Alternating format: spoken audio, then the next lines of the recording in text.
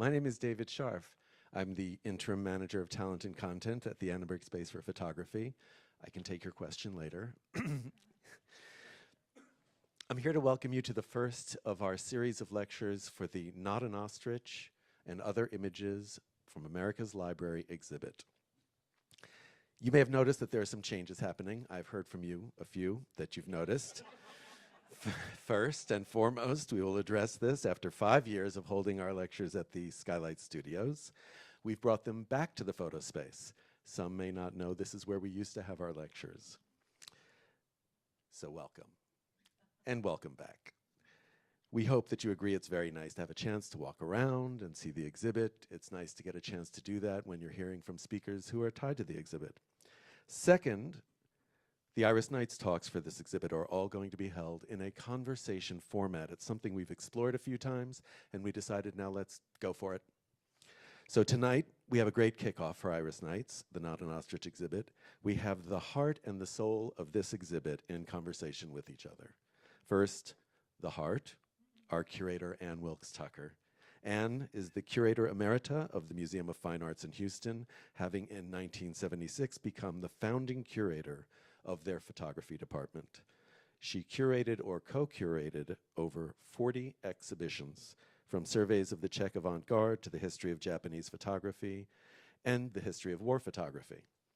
She's also contributed articles to over 150 magazines, books, and catalogs, as well as lectured throughout the Americas, Europe, and Asia. In 2001, she was named America's Best Curator by Time magazine. Anne has also been a great friend of ours and curator at the Annenberg Space for Photography. She curated our inaugural exhibit, Los Angeles, and also our exhibit, War Photography, in 2013. And now she's back with us for Not an Ostrich. For this exhibit, Anne was given special access to the photo archives of the Library of Congress, and after combing through 1 million photographs, she culled a selection of 400 images that comprise this exhibit. And now the soul of the exhibit, Carol Highsmith. Carol has been visually documenting the late 20th and early 21st century America on behalf of the Library of Congress for 25 years. Her archive at the library, more than 42,000 images and growing, includes all of it. People, small towns, urban sprawls, national parks, rural landscapes, and roadside curiosities, color, black and white, infrared, film, digital. You get the picture. Beginning in 2010, Highsmith undertook the project of a lifetime, the meticulous state-by-state documentary expeditions, enriching the library's contemporary visual collection. The generosity of this distinguished and richly published American photographer in dedicating the image rights to the American people for copyright and royalty-free use makes the Carol M. Highsmith Archive at the Library of Congress a truly special visual resource. That decision of hers, so representative of the spirit and mission of the library itself, was also a part of the inspiration for this exhibit. Tonight, Carol and Ann will discuss this decades-long project. We'll hear about the decision to donate all of her images to the Library of Congress, her experiences on the road, and the influence of other trailblazing women photographers such as Dorothea Lange and Frances Benjamin Johnston, both of whom are inspirations for her. It's a pleasure to introduce these two amazing women. Please join me in giving a warm Annenberg welcome to Carol Highsmith and Ann Wilkes Tucker.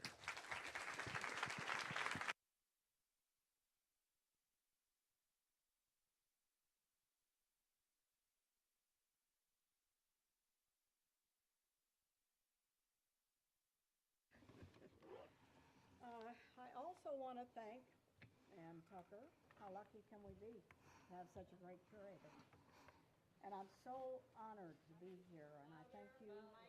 Oh, what happened? Like my mic is on, but not Carol's. Can we? Can you imagine? I think I might have to yell. I didn't pay anything for that. And I probably paid more than I should have. Are we working on Carol's mic? We're working on it. Anyway, I could just get up and do somersaults. Would that work? Yeah. What do you think? Or you could just look at my images. There you go. Wow. Woo. Oh, man, I think I'm going to wear this all day, every day, so people will hear me. Anyway, I want to thank Ann Tucker, who went through 1 million images. Can you imagine that? And the Library of Congress that has 14 million images. Wow. I also want to thank Wallace Annenberg, who agreed to do this, which is huge. David Scarf, who was, kind of oversaw all of this. And my friends back at the Library of Congress, who work in these collections every single day. Can you imagine managing 14 million images, what that must be like? And I also want to thank y'all, because without you, and without you understanding how neat this is and how wonderful images are, I don't think any of those of us who are in the photography business would have much to do. Anyway, this is an incredible space, and this is also very fortunate because, normally it's the Library of Congress and they're back there in Washington, D.C. And here they are here as America's library. So that's huge and very, very, very important that people start to understand what it is. It's probably the most historic photo collection on Earth. Wow, that's incredible. So anyway, I'm going to tell you a little bit about me and what I'm doing, what I'm up to. Now, the reason I did this, why did I go into photography? Because that's me, and my dad photographed me from the time I popped out. I mean, it was constant, 24/7, Super 8 movies, how to do everything you can imagine. He took me on, and I have all these. Of course, I'm thrilled, but at the time, I didn't really understand. So I started, as I got a little older, quite a bit older, I started working in the broadcasting business, and I won a trip to China and the Soviet Union in 1970s, when, of course, both of those places were amazing. And a client of mine gave me a Pentax K1000, probably cost him $25. That was it. I was hooked. I was beyond myself. So then I came back and I started going to photography school, and I was working at ABC, and they paid for all of it. Ooh, how lucky could I be? And I worked in the Willard Hotel. Now, the Willard Hotel is on Pennsylvania Avenue, 2 blocks from the White House. It was the biggest rat trap you've ever seen in your whole life. Can you imagine that? It was awful. So I climbed up and down the stairs, and I did what I thought was art, taught myself photography there. One day this guy walked by. He was the renovator of the Willard Hotel. I'd been there a couple of years, and he said he had some images in his hands. I said, well, what's that? They were a mitt full of black and white images. He said, well, we don't have any architectural drawings, and this is the only way we know how to restore this building. Whoa. So I said, well, who did them? He said, a woman by the name of Frances Benjamin Johnston in 1901. Now, the Willard Hotel is so important that Abraham Lincoln watched his inaugural from there, okay? All the presidents have stayed there. It is an incredible place. Heads of states, kings, queens, everybody. That's the Willard Hotel, 2 blocks, and it was just a mess. So I went down and I visited her collection. Well, I was blown away. It was fabulous. Now, there was a little problem, and that was that she was kind of a bohemian, and she actually took this. This is a selfie, early selfie right there. Now, she finally lived on Bourbon Street, blazing alcoholic. And one day, as much as I loved her, and if I could just be Frances, they sat me down in Prince Photographs and said, you might not understand, she was an alcoholic. She would give her work, and then next week she would come back and take it back. But she lived on Bourbon Street. That was an important thing. So these are her early images, 1901.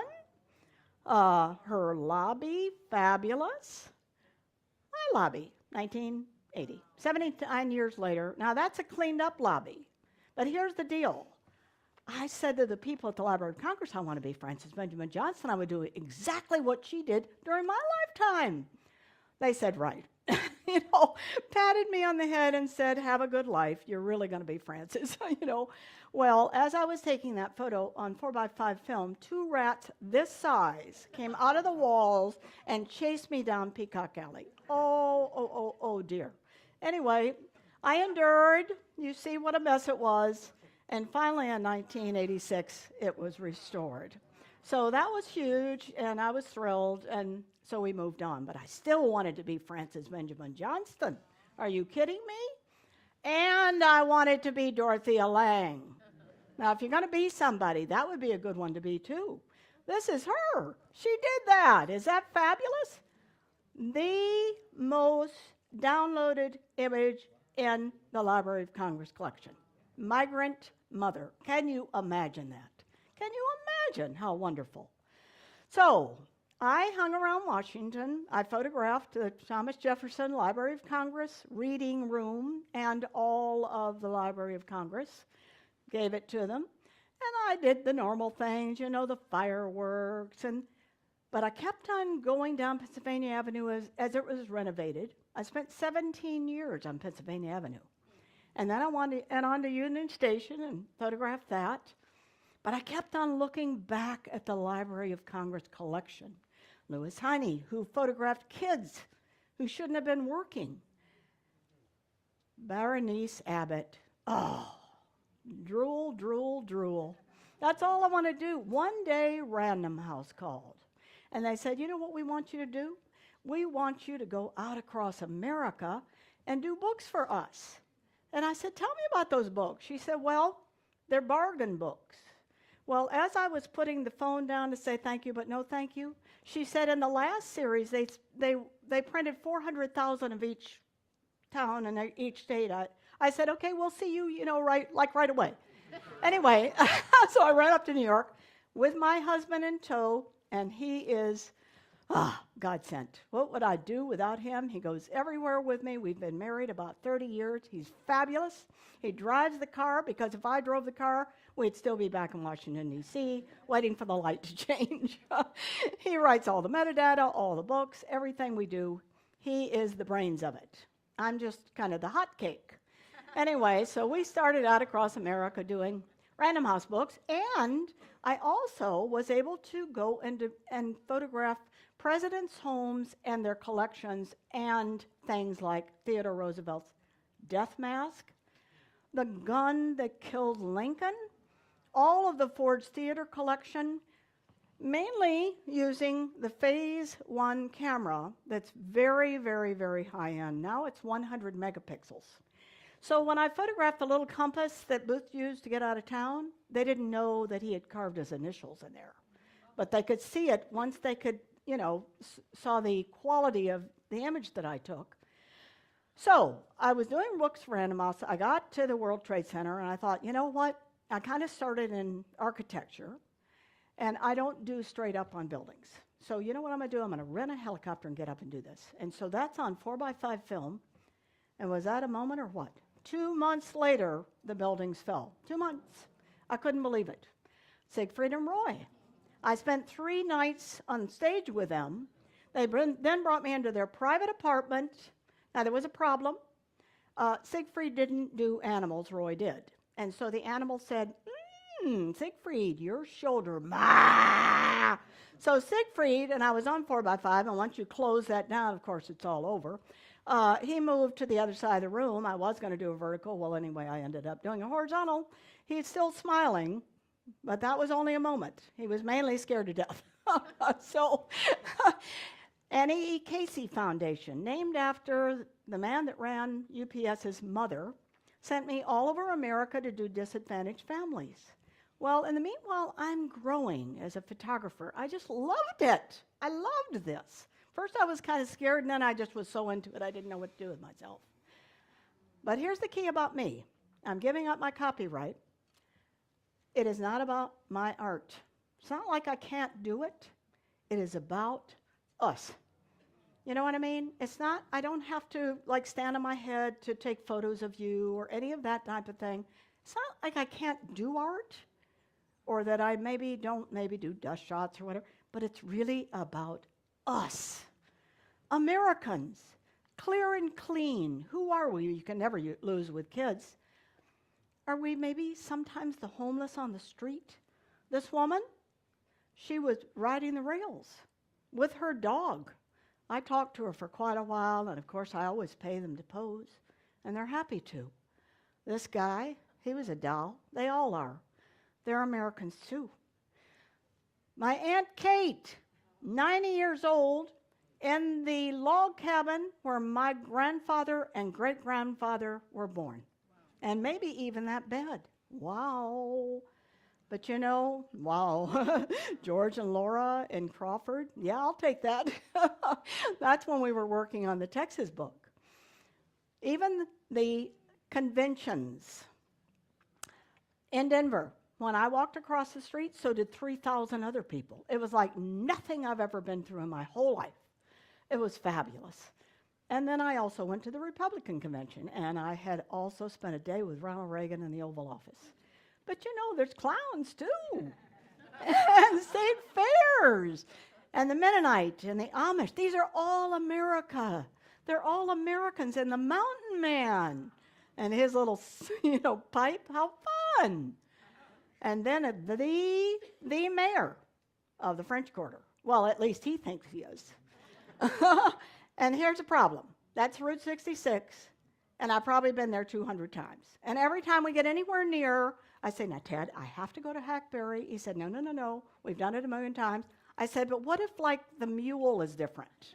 Or something's changed? I can't miss it.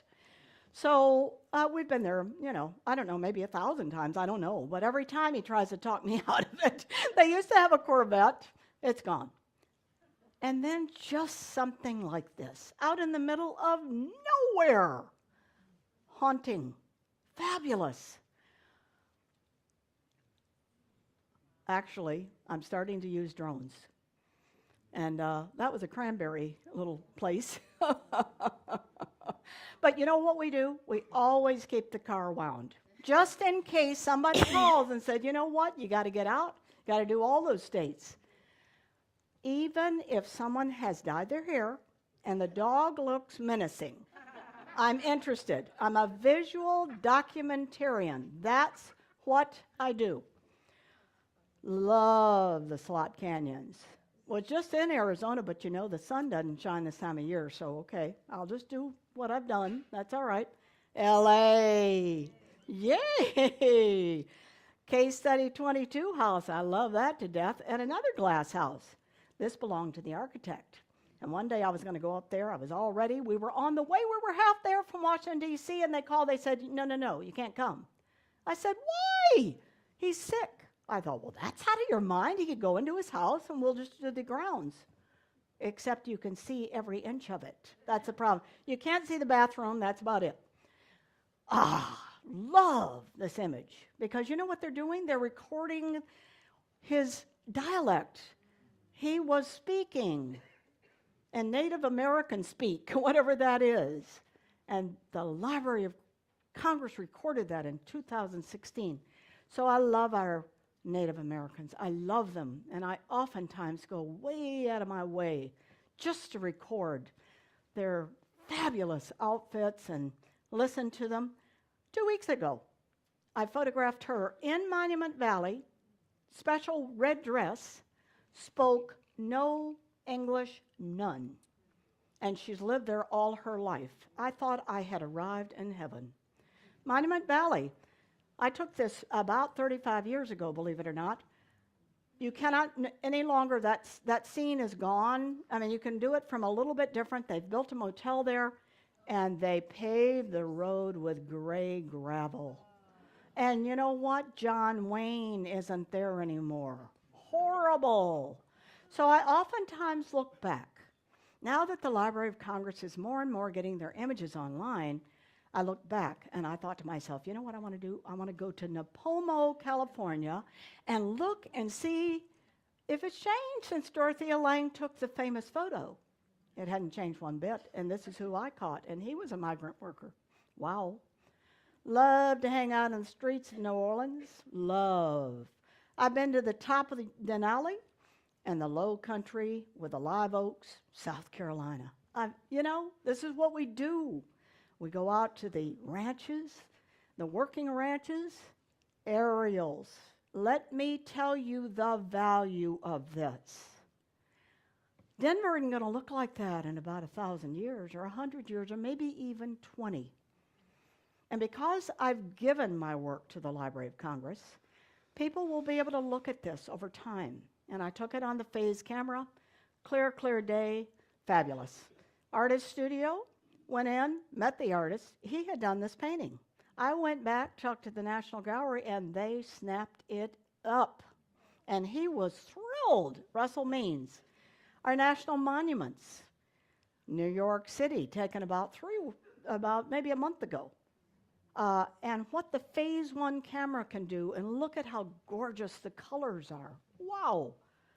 Small towns. I live in small towns. We are mainly small towns. I live there because that's really important.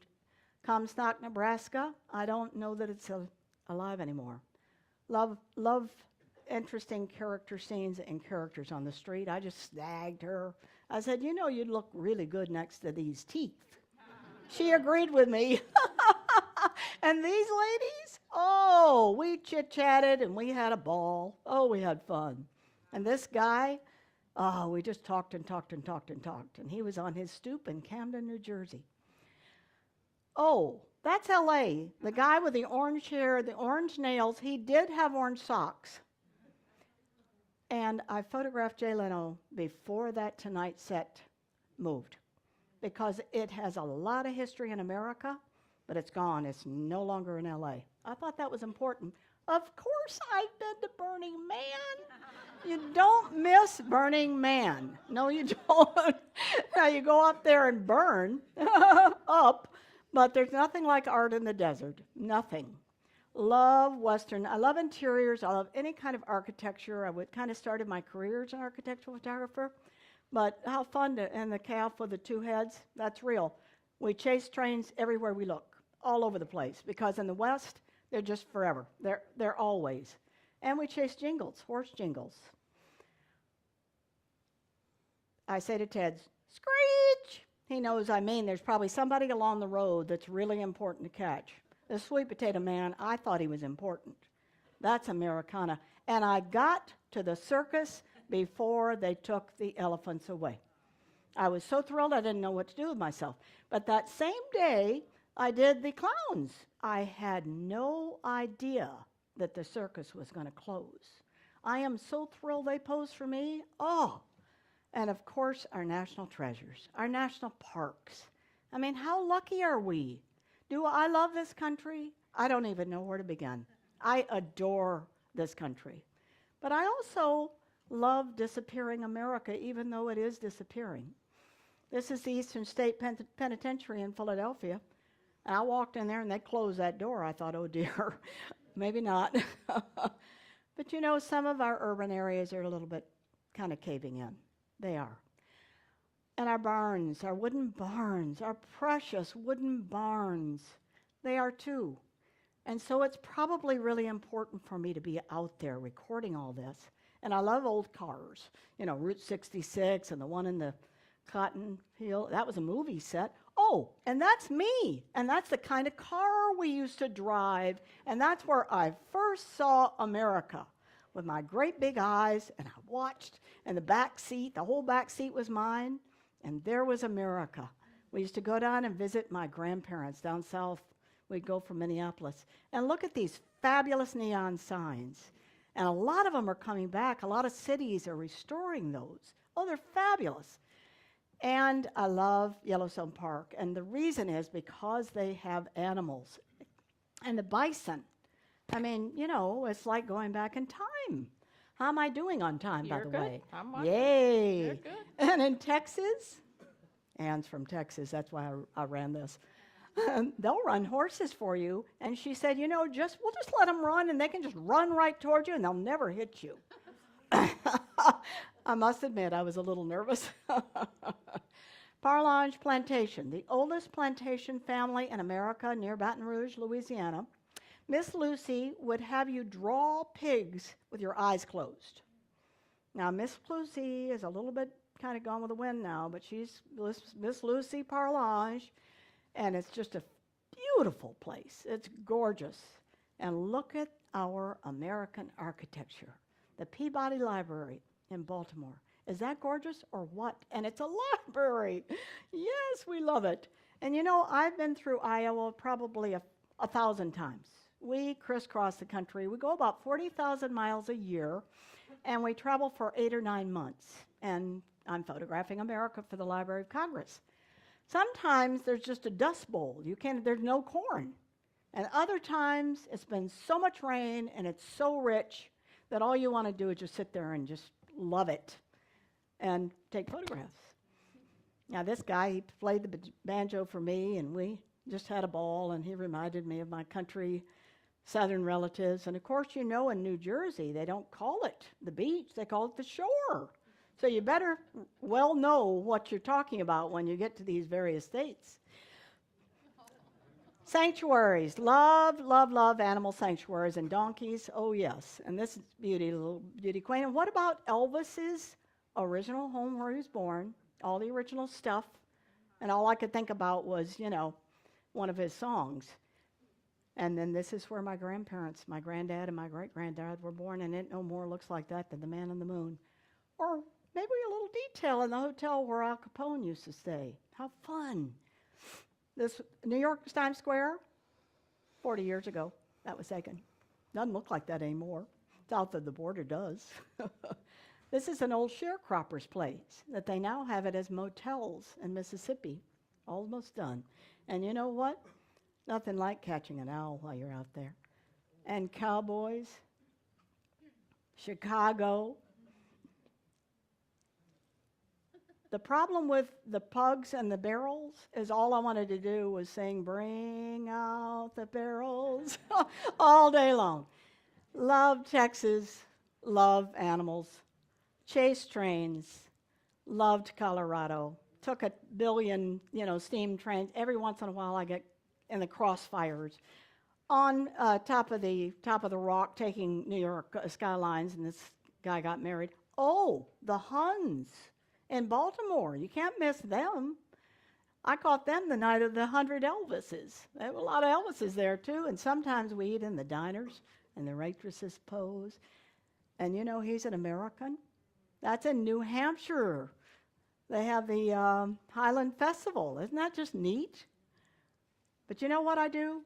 I walk that yellow brick road every single day because I'm in America. How fun!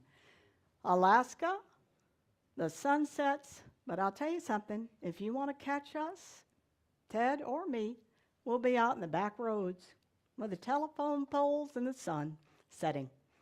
Thank you for listening.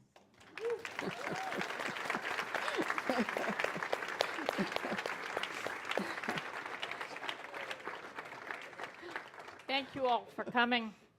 I just want to say a little bit about the project and how important Carol was to it. The Annenberg Foundation, the library, decided to do this show. I was privileged to ask to be the curator. I chose photographs in the Library of Congress from my first book in 1973, and I've used it for every major project since. So it was a huge honor, and the goal was for people to understand the library was a building that Carol has beautifully documented, all the library spaces in Washington, but it's also this extraordinary online. And so it's really important to us that people come away from this exhibition knowing they can go to www.loc.gov/pictures. And you will see Carol's special website, comes right up.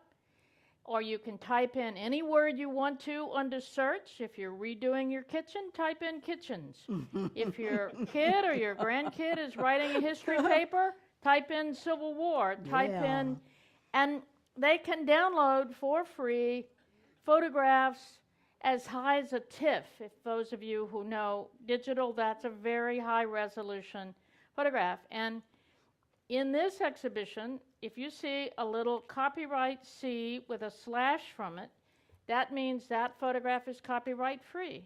And any of you can go home and type in that title or that photographer, and you can print out a copy.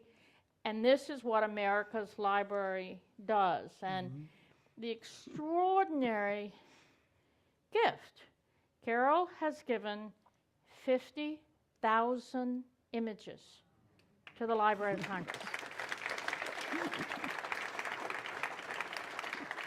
She figures that's about half of what she's going to achieve. She's done 21 states plus 8 this year that aren't processed this year, so she has those other states to go.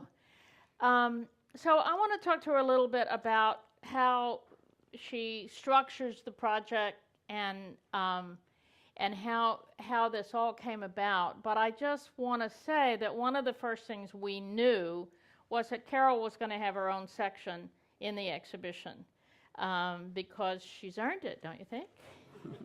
Thank you.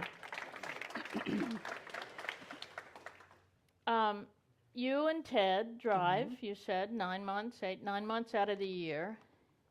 How, and there's a difference. She's photographed in all 50 states, including Puerto Rico and D.C., but when you get a grant to do a particular state, do you all research the state? Do you make lists of things that you want to be sure and get in that state? How does that work? Well, it's very interesting. Obviously, you're going to get the big stuff. You know, I'm going to do the Golden Gate Bridge. I just am, because probably the library doesn't have it on 600 megapixels. Megabytes, I should say. So I'm going to do that. But we're going to get the big stuff. And then we want to do the festivals. We want to make sure we get the people. And then we also want to get a lot of big cities and back of neighborhoods and all that kind of thing. But then we definitely want to get to those small towns because, you know, they're not really showcased very often, and they need to be. We're all Americans. So we're going to kind of put it into layers like that. Now, we try not to move around too much because our entire car is just jammed with stuff. I bring the kitchen sink, our claw tub, bathtub, a few other things. So, you know, that's kind of huge. And of course, I have so much equipment, it's just ridiculous. But I can't help myself. This has to be done well. It does. And by the way, those 4 images that the library has of every image, or a lot of the images in the Library of Congress, not every one yet, but they're working towards it, certainly all of mine, they're in 4 sizes, from a small JPEG to what I shoot right out of the can, out of the Phase 1 camera. So that's amazing that they offer that, and all just download, just do your deed, whatever you want, that'll do. That's a wonderful asset. This is our national library on American soil. Wow. So anyway, Ted helps a tremendous amount in planning. But we just want to get all the special areas that people, we're doing Oregon and Washington next. We've been talking about it for a very long time. We're going to get Crater Lake. Also, the other thing that's really valuable to the Library of Congress are aerials. You know, I talked about the one I took of Denver. But I mean, I probably took 30,000 aerials last year. I mean, I was just everywhere. In one of your interviews, there's a photograph that is featured in the monitor there of a man who designs Grammy images. And you said you heard about him by talking to some of the townspeople, and they said, well, is that part of your method to ask people? Well, we have to be malleable. You know, you're on the road. If it's raining that day, you might stay in and do metadata, you know, or work on processing images. So we always have to be kind of malleable. But, you know, we were there to shoot this teeny tiny town, Ridgway, Colorado. And then someone said to me, oh, did you catch the Grammy man, you know, 2 blocks from here? I went, what? and raced over there. Couldn't get there fast enough, and he was a doll. And he just shined the Grammys, and I just shot away. And yeah, so we run into things too. That's the other thing. Because we're not necessarily from the state, we're always asking about it. I like to get the state fairs when I can. Can't always, but I try to. But even New York City, I'm going to be doing this year. And the Thanksgiving Day parade, the fireworks, all that kind of stuff. But then you see all these things along the way. And that's what's so fun. One of the things, and I encourage all of you all to come back during the day.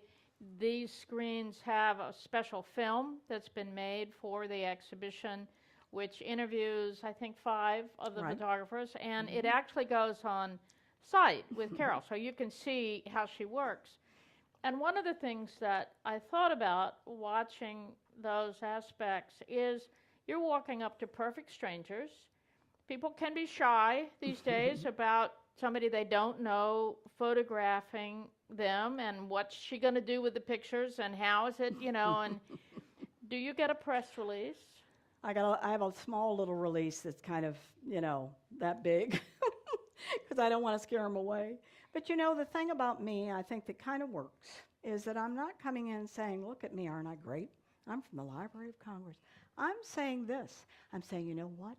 The Library of Congress sent me here to record you because they think you're important. See, it's not about me or my work. And we're going to bring you back to the worldwide stage and show everybody how important you are. Well, by that time I finish with that sales routine, they're asking me if I could stay for apple pie. So I've learned. Oh, yes, I've learned. Big time. It's looking at the great, extraordinary variety of people that you photograph. It must be startling to some people to have someone, the camera is not, the camera's large, and what kinds of questions do they ask, or how do they want to be assured that this is okay? Well, I pull out my business card, which has a great big huge library, America on it. And then I'm a visual documentarian for the Library of Congress. So all of a sudden, they're starting to feel important because I've made them feel important. And I tell them about the library. I said, do you realize this might be the most historic photo collection on earth? And if they have a child with them, I've got it made. Because when she's 90 years old, she'll be able to see this. Because guess what? A lot of what you're taking on your cell phone might not be there, but this will be. And it's always selling. I'm always selling. Because I'm going to go away with that photograph, there's no question on it. The other really important thing, too, is that guess what? You can have it, too. It'll be online. All you have to do is go on the Library of Congress website, type in your name, and you're going to see yourself. Wait about 3 months. It'll be there. Oh, they're in love. I have to turn down the apple pie. Photographing, there are not many photographers that are as known for their photographs of architecture as they are for their portraits. They're two very different approaches, genre. Is that kind of a head work to try to do both in a week's travel? Well, it can become complex, although now that I'm working with this camera, I'm telling you, not too long ago, I went into a Capitol, and I hand-held the thing, and they are perfect. And the reason they are is because dynamic range has gotten so great. Now, what is that? If I had a window in a shot, let's say 10 years ago, and especially when I was using film, the window was going to blow out because the values of that window is blazing and inside is dark.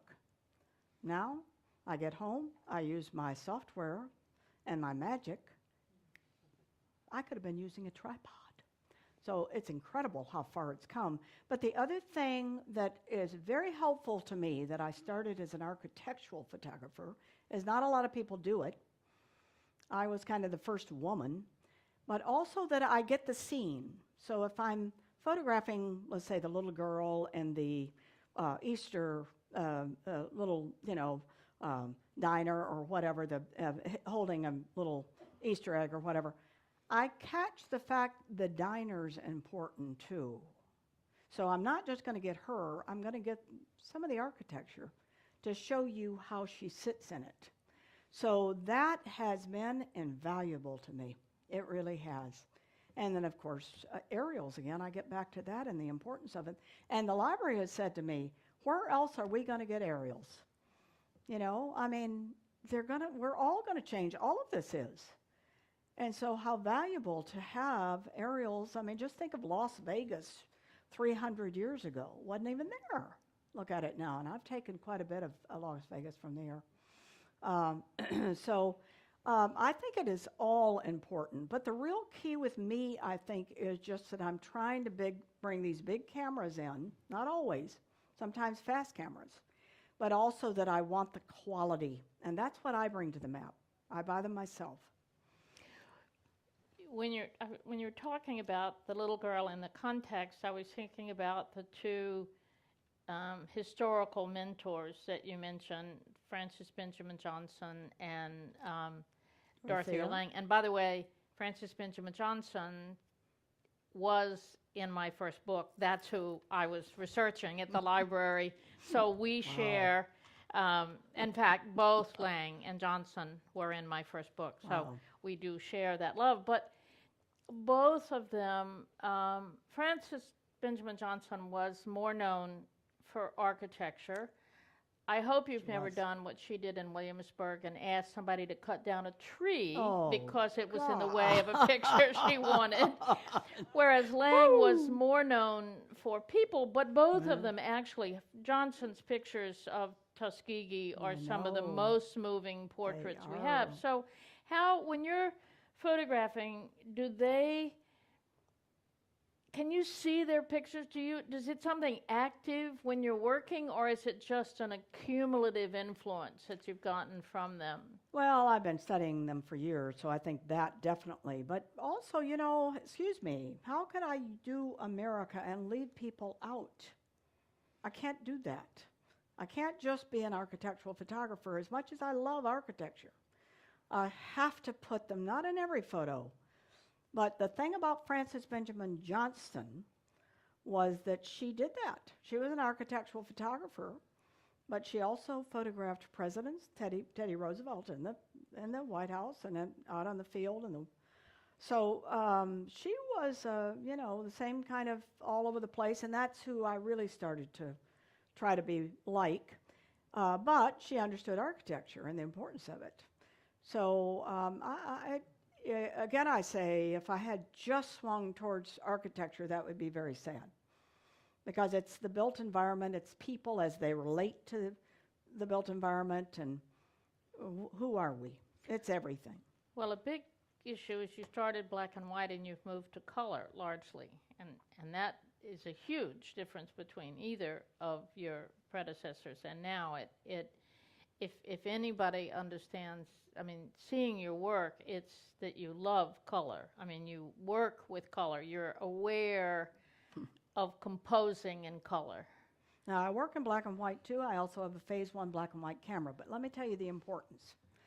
So because I did a lot of restoration projects, including Union Station, the Willard, Pennsylvania Avenue for 17 years, I would see these restorers looking at black and white images, trying to decide what color they thought that was. And I said to myself, there's an organization called HAB's, Historic American Building Survey, and they are only photographing in black and white, which was our historic buildings, sometimes before they were torn down. It was a government agency. And I gave a speech there once, and I said, excuse me, if you take the photograph of the audience and two of the women have red, will you ever know what red was? You'll never know. So that's kind of crazy. And so I asked the head of the architectural division at the Library of Congress, I said, what do you think about me just doing color? Or doing black and white just for me, just to do, if I want to do art, fine, go do art. And he said, you'd have no idea the value of that to us. Because there's colors, and there's colors that have changed. And this camera, okay? about 6 months ago, came out with an updated version that shows colors like we have never seen come out of a camera. Well, that's big. So I think I need to probably stay with that, and Helena's kind of Well, the tell me head of about your Principal. work with the Restoration Society. I mean, that's another big part of your work. Oh, God, yes. I mean, I I'm suppose not. she didn't have anything else to do. No, I have nothing else to do. The key is that, yes, I'm very, very interested in anything, disappearing America and things that are being restored. And some small towns are failing and some small towns are rebuilding. I'm interested in all of that because it's a record of our times. Anything that's been, but I cut my teeth on Pennsylvania Avenue in the Willard Hotel and the Union Station in Washington, D.C. But at that time, okay, John Kennedy rode down Pennsylvania Avenue and he was so embarrassed he didn't know what to do with himself. By that time, I don't think we'd had the riots yet, but when we had the riots, it was horrible. Washington burned almost to the ground. So it was very, very important for us to restore, but also we were starting to travel and we were seeing all of this throughout America. You know, we've stood in cities, small towns, where tumbleweeds just kind of go by and the Rotary sign is hanging like that. And then we've been at places that we're just so impressed with we can't stand it. So, but restoration is definitely high on my list. Well, that was actually my next question, because two things that come up again and again in your living room are the words living history and disappearing America. Mm-hmm. What do you consider living history? How do you, what are your, what are you looking for if you think about you're looking for living history, not just everyday life, but Right. living history? Well, just the vastness of America, really. And you know, there are times when I might try to get somewhere when something's happened. Like I didn't get to New Orleans right away when the water was there, but I got to New Orleans and the Mississippi coast when all that was left on the Mississippi coast were stairs. That was it. Flat as a pancake. Now, if that's not living history, I don't know what is. But the real thing about, I think, my collection that makes it a good deal is that I'm leaving it. And it's copyright free, and it's at our moment of time. So it's during my lifetime, and it is what it looks like now. So that's really, to me, that's living history. I also think, I mean, I hadn't, somehow I'd missed the Yellow Brick Road picture, but you also, in the show here, you have the picture of the restaging of To Kill a Mockingbird, Mm-hmm. you know, and you have, because I was thinking of that, you know, you have ladies in antebellum dresses, you Right. have where people are trying to go back and restage or relive for themselves. Have you photographed any battlefield enactments? I don't remember. I've done a ton of Civil War and battlefield reenactments. I landed in Alabama as one of the first real state studies that I started to do, and I realized it had a lot to do with Black history and Selma. I made sure I was there for that march. Oh, yes, I did. And I walked right across the bridge with them, and I wasn't going to miss that. You could not have paid me to miss it. And so I do very interested in all of anything that has to do with the history of this country. I'm extremely interested in it, in any way that I can catch it.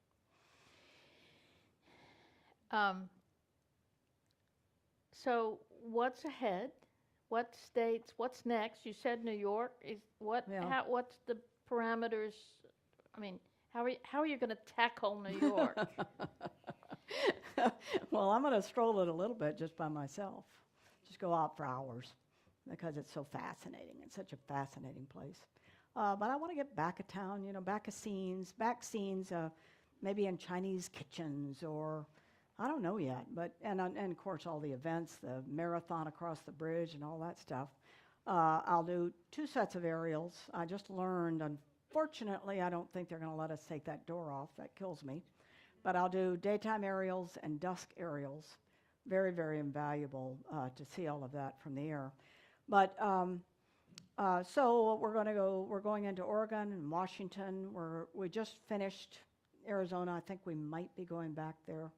I'm not sure yet. New York City, the boroughs, New York State, Massachusetts, Rhode Island, Delaware, Maryland. These are kind of my dictates for this year, and I can't wait. You know, I just love it. I love it. Because every state, you know, I just finished Colorado and Wyoming. I think, well, you know, they're the best. I don't know. Could it get any better? And then I go into another state, and I adore it. Because every state has all these gems. They're fascinating. They're fabulous. Now, occupations, like for curiosity, if somebody went on the website and they typed in fishing, would Carol Highsmith pictures show up under fishing? I know they would show up under ranching. Two, okay? I'm at Crawford Ranch with George and Laura. He goes fishing afterwards. I thought, well, I'll just hang around. He got in his boat and he caught a fish. I thought I was going to have a heart attack. I caught the whole thing. Oh, my Lord. Ice fishing, Minnesota. I'm from Minnesota. Yes, ice fishing. And then just people along all the shorelines. They're always with their line out. Oh, I bet you got 100 images there. No, but that's what I think is the beauty of the library's website, is because you can type Carol Highsmith and you can look at 50,000 pictures. What you may, and or you can type in a favorite subject. You know, I was talking to a young saleswoman the other day, and she loved. She's a craftsman, and she uses the library for botanicals to download to use in her paper making. And I was thinking of botanicals that gardens that I've seen you photograph, and people with their roses or their, so that the breadth of it is, and the use of it is so diverse. Have you ever been anywhere where you've seen somebody tacked up your picture somewhere or used one of your pictures somewhere? Well, yes. I probably get an email or two a day, almost, from people that are using them, books, researchers, kids, whatever. And I'm always happy to write them back and say, just go for it. That's what they're there for. Have fun. It just makes me feel so good. I'm kind of, you don't have to. It's very clear that they are copyright free. I think it is. But just that they write me and, want to use them for various things, that makes me so, so very happy. Okay, what haven't I asked you that you wanted to talk about? I also want to thank Wallace Annenberg for all that she's done for photography, and the Annenberg staff and how they've worked with us and how fabulous this is, that we can all come together like this.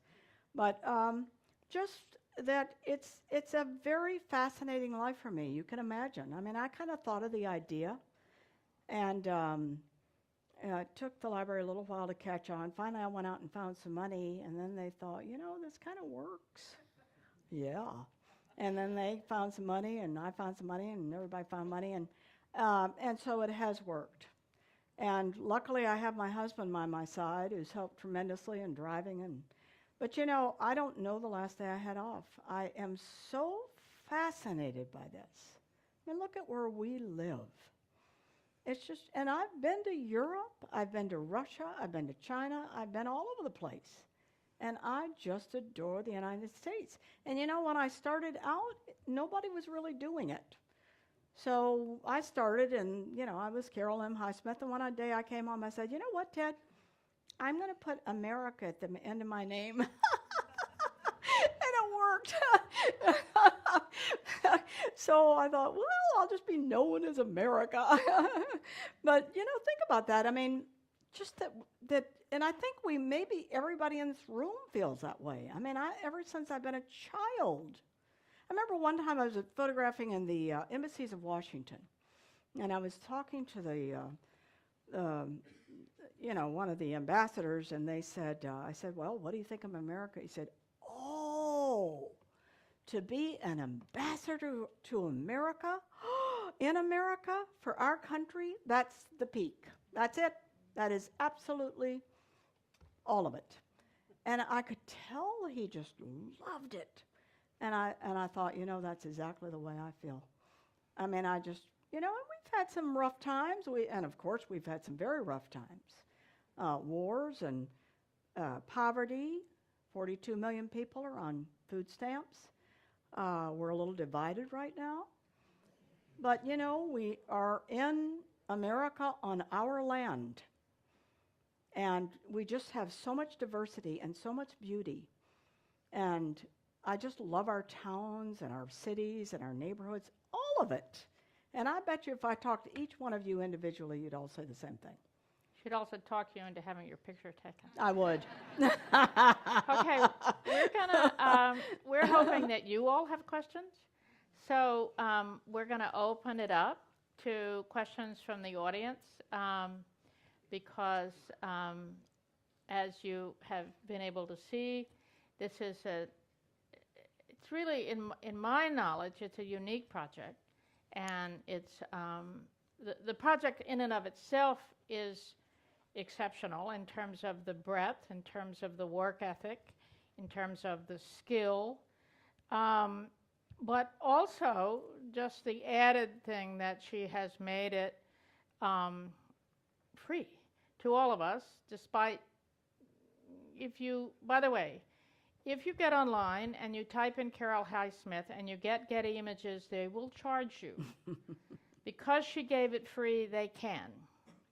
So just forget Getty Images and go to the library, and it is free. Way to go. Just pass them by. Okay. Thank you. Thank you, Carol. Thank you, Anne. This now brings us to our Q&A portion of the evening. If you do have a question, there will be 2 staff members with a microphone, myself and Sammy here. Please raise your hand and we will come to you with the microphone.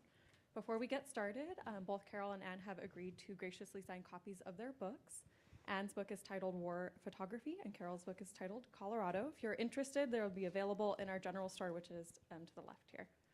So we will go ahead and get started with the first question. Hi, what a treasure Oh, thank you. your work is, and that you have given it to all of us is just unbelievable. How long do you spend with the subject? So you'll see some man in front of a barn. Is it like or is it lights, camera, it takes an hour? Kind of what's the timing? And you mentioned that you pay most of your subjects. That's part of when your I see a homeless person, I do. Okay. I wouldn't even hesitate, Yeah. because I just feel that's my obligation, No, otherwise I don't. They're lucky. They're happy to have it, and they're going to have the print. The woman, however, in Monument Valley, sometimes when it's something special like that, I'm going to send her some large prints because that was just so special. But it kind of depends on the deal, what they'll give me. What do you want? You want me to set up my strobes, or have I only got just maybe 2 or 3 minutes? So it kind of just depends. Sometimes I'm able to kind of get a little bit more complex. Sometimes Ted is glaring at me saying, we've got to get there before midnight. I'm known as 15-minute Highsmith. That's what he calls me. Because I'm always just going to be a minute or 2, and of course I'm usually a couple of hours. But I also get so interested in these people. So that's my problem too. I want to know everything about them. Do you go back to sites, like you say, how often you're on Route 66? Do you re-photograph sites, especially if they've changed over the years? Oh, yes. Sometimes I do. Yes, I do. And obviously, my grandparents' log cabins I have for years. But, yeah, and then we get back to Route 66. Oh, if Ted could just, take that, strike that. He'd be so happy. So, yes, I do. I mean, I've been back there so many times, you don't want to know. I have a question to the left, up front. Yep. Right here. Hi, of course your images are extraordinary, but so are your stories and your experiences. And I'm wondering, are you working on any sort of memoir about the experiences of making the images? Yes, I am. I am working on a book, and but I think, it's about me and my journey and Ted being with me, but it's also just about the extraordinary Library of Congress and how fortunate am I to be aligned with them.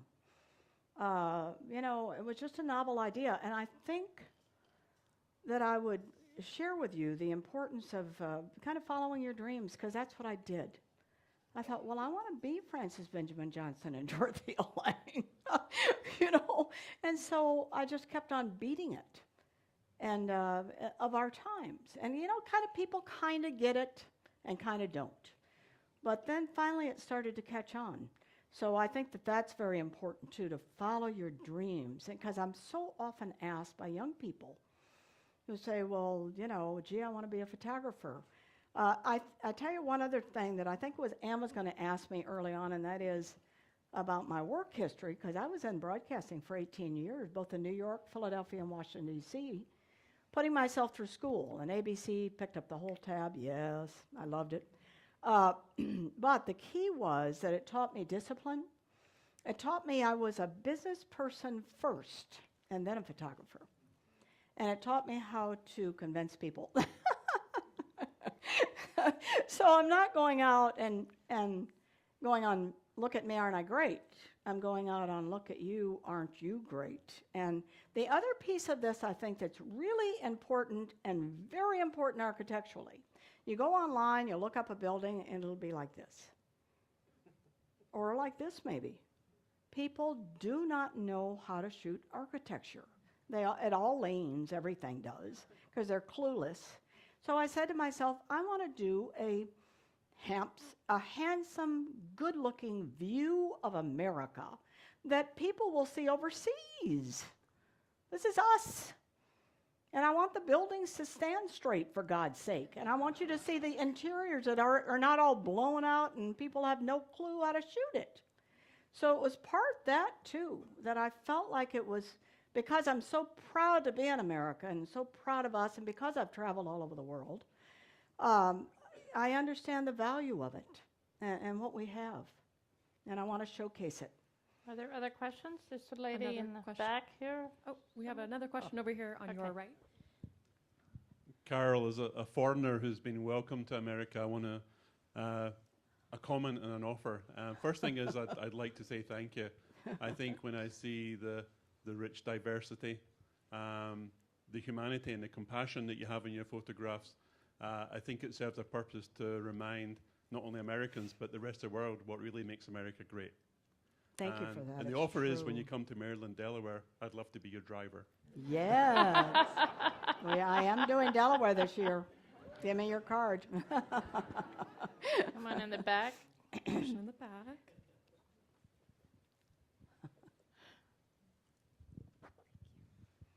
So I'm just gobsmacked at your breadth and depth. I don't know how you do it. In fact, I don't know how you do it. And the question for me is, you're traveling constantly, you're researching constantly, and then if it's raining, that's when you do your processing? Well, that and I mean- also fundraising sometimes. Yes, it's been So when do you highly I have not had a day off, not one, in about 15 years. Not a day. Now, I look tired? No, you're And I'll tell you why. There's a secret, and I probably ought to put out a book about this. I eat right. Ted cooks me breakfast. Eggs and spinach and mushrooms and onions. So I eat correctly. I believe in no alarm clock if possible. I don't worry too much, and I love life. And, can you imagine you have this carrot, or this chocolate cake in front of you every day of something you love, and you are doing that, and then the Library of Congress on top of that. Yeah. So I'm just so psyched by it all the time. I really kind of have to divorce myself from it sometimes because I get so excited I can't sleep. I think, oh, this is so neat. But I'm kind of used to it now because I've done it for so long. But I just don't feel it's work. There's nothing work about it. All it is excitement. And just think of all the great people I meet. This is us we're talking about here. But from a nuts and bolts sort of thing, then do you spend your evenings doing the Okay, so then processing yes. and the keywording Yes, for the all of that. metadata? And Ted kills himself. But the key is that just think about one more thing, and that is that all of us are interested in photography, probably, that I get to see the changes and the improvements. Can you imagine the first time I went on that software that knew how to handle dynamic range, where the windows weren't blown out? Whoa! So I'm constantly with my eyes bulging, or when I got the camera upgraded to those colors that I had never seen before. So I'm constantly like I'm in a candy factory. That's the other thing. I don't allow myself sweets anymore. So I'm a sweetaholic, I'll admit it. But here's a question here. Wait, I have one back here. But I would also say, as somebody who, my partner says I'm 20 feet away and not at home, passion is the key. Loving, It is. absolutely loving what you do It is. the key. It is. And I have a question back here on the left for you. Yeah, I hear you say you work from a car, but do you have a motor home or do you use hotels, motels? We mainly stay in those wonderful Staybridge and Homewood Suites because the rooms are big enough for all that we have. Yeah. And Ted then can make me those delicious breakfasts. Yeah, that's what I was wondering. Hello. So you download every night? You empty So the car every night? I download on 2 hard drives every single night. Every night. I work in the back seat of the car a lot, and I very rarely go offline, so I have a mobile cards that allow me to be online. Yeah. So yes, there's and phase 1 images, you know, they're huge. They take a while to process. It's a lot of work. And then we send off to the Library of Congress about very interesting, about once a week. I cannot send a FedEx to the Library of Congress. Right. Too scary. So I send to my cat sitter and my house sitter, and she hand delivers it. That's where we stand. And I've done that for years. So there is a lot of complexity to this, but you know, we're so used to the swing of it all. I'm a nomad. I don't know that Ted necessarily is, although when I met him, he said, you know, I'm interested in geography. I think he so regrets that. Oh, I glonned onto him. He didn't know what hit him. Oh. He, by the way, worked for Voice of America for 26 years, writing about America. So we're both fascinated by this country. And we all should be. I don't mean to tell you what to do, but I have never a day in my life, and I'm 71, not a day that I have not loved this country and felt lucky to be here. If I may, I want to tell you that every picture in this exhibition has a backstory. There is history, there is humor, but there's a backstory to every picture. We don't have, if they're prints, we have text. On the screens, we don't. But you can go online and you can find the most amazing stories behind every picture in the exhibition. That's the other thing about it. Oh, yes. All right, I have a question even further in the back. Hi, your work is very inspiring. Thank you.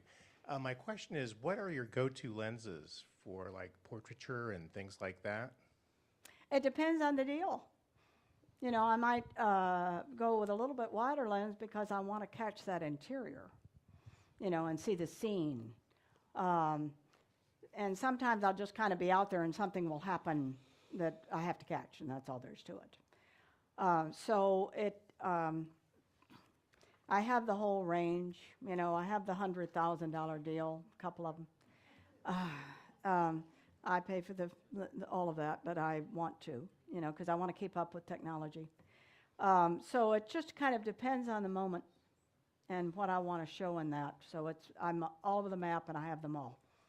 There's nothing I don't have. That's the problem. He said if we could just leave the kitchen sink at home. Not in the cards. Yes, sir. Here. Thank Thank you for sharing an incredible collection. I had 2 questions. Yes, sir. Do you stay in touch with some of the people you meet and on a regular basis? And the second question is, I noticed in the 70s you were in China, maybe the Soviet Union. Did you have restrictions photographing certain areas because of the communist state? There were places in China they'd never seen a Caucasian. In Russia, they followed us everywhere we went. So for me, that was eye-opening. It was incredible. And the other question was, I do. I am very big on social media because that's what's happening right now in my lifetime. I put an image up every single day on Instagram, my personal page, and my fan page. And I have met so many fabulous Facebook people. I think 2 or 3 of them are here tonight.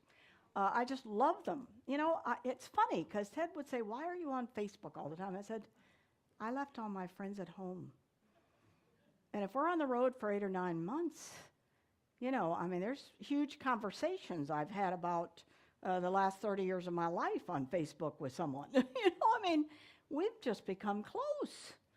I just love it. I really do. It means a lot to me to be able to check in with somebody. I have people that are following this on Facebook. Hi, how you doing?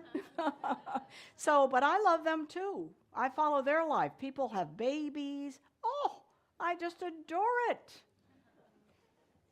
Yes, ma'am. Oh, let me give her a microphone. Oh, let's see. on. Okay, there we go. First of all, thank you. I love your passion, your childlike enthusiasm. It's pretty amazing. And it's also, I'm a foreigner, as you can hear. And it's really amazing because I find myself sometimes defending United States or Americans. So it's pretty amazing to hear you because still it's the most sort of country to come. Anyway, I don't want to get there, but I love your passion about it. And I have a very kind of maybe funny question. Where is Ted? Stan? Is he here? He's here. Oh, where's Ted? Ted. Is he in there? There he is. Yay! Yay, Ted! Thank you. Did I say what would I do without him? Oh, man. He won't let me drive anywhere, nowhere. Mm-mm. Not in the cards. Another question? A question all the way in the back. Yes, I was wondering, are you on the staff of Library of Congress, or how do you make a living? You know, that's a good question. We were going to pass around the offering plate, actually. No, I am not. Now, I'm a hot cake, remember that. I was in sales and broadcasting and won every contest they ever had and did all sorts of deals. I'm the queen of deals, actually. So when I started wanting to be Frances Benjamin Johnston and Dorothea Lange, I thought to myself, how am I going to do this? So I went to them and I gave them the idea, and they said, well, that's nice. You know, down the road we might raise some money or whatever, and so the road kept on getting longer and longer. So I went and found that first money. Oh, yes, I did. I found a man who was interested in the state of Alabama, and he gave me money to go down there and photograph the living daylights out of it, so I did. So it's complex, but I am actually not with them, but I'm married to them. I've been there, aligned with them for more than 25 years. I don't think there's anybody else out there like me representing them. I'm a visual documentarian for the Library of Congress.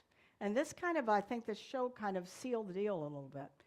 And I'm in the movie quite a bit too, so I think it was a good PR campaign for me. But they've come to the table with money too, so they know the importance of this. And they kind of call me an ambassador for them, and I am. There's nothing like the Library of Congress. That's why you should see that movie, because it makes it so clear. It's the largest body of knowledge on Earth. It's on American soil. The most historic photo collection on Earth. I mean, come on. The largest law library. It never ends what it is. So that I'm aligned with them is just fantastic. Sometimes I'll bring it to the map, and sometimes they will. Because I realized that I'm just little me. I'm just the little photo lady. But if I aligned with something big, that makes me just a little bit taller. And it's wonderful. Well, and I should say, the library, we decided that this exhibition would focus on American history. It's a large enough story to tell. Yes. But there are many, many photographs made in other places in the world. Oh, yeah. You know, it just, we decided to focus specifically on pictures made within the United States and Puerto Rico and Washington, D.C. Right. But, you know, as I say, if you go on and you search, you'll just be stunned. I mean, the only thing vaguely like what Carol is doing is the Farm Security Administration, which was during the Depression years from 36 to 41, and they photographed in almost every country, in every state in the Union. So for that period, it's a coverage, but they had shooting mandates in a way that Carol is her own generator of shooting mandates, and she, because they were government paid, and she is not in that sense government on you know working on a government salary, but with nonprofit organizations, she doesn't have the limitations that the library staff had. So the breadth. Yeah.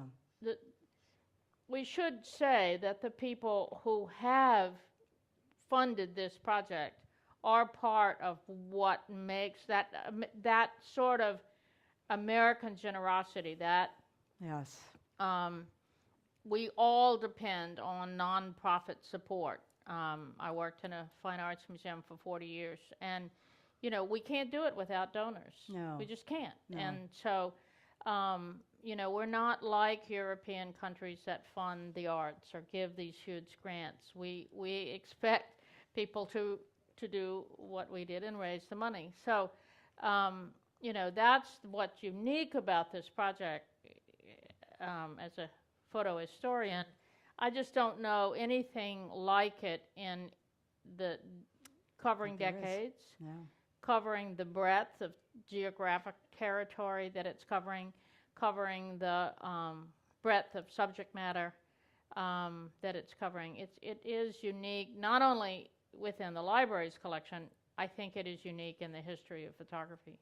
Yeah, and I'm just so thrilled that it worked, because I kind of went home and I said, oh, how am I going to make this work? How am I going to do this? But once I committed that I wanted to be like Francis Benjamin Johnston and Dorothy Lang, how could I move backwards? But at least I'm not an alcoholic. We have time for a couple more questions. So there's someone up here. We actually have the last question of the evening right here in the center. Thank you Let's see, both. where are we? And Let's see. Carol, right Yes, here. there. So I love a long road trip, but I'm never going to hit 40,000 miles a year. I have to ask, and Ted can answer this if he wants to. What are you driving? We have a Lincoln Navigator, believe it or not. Okay. I know. It's Thank kind of you. like up there. But, you know, I said to him, you know what's important? That you're comfortable. Because you are doing such magnitude of work driving all these miles.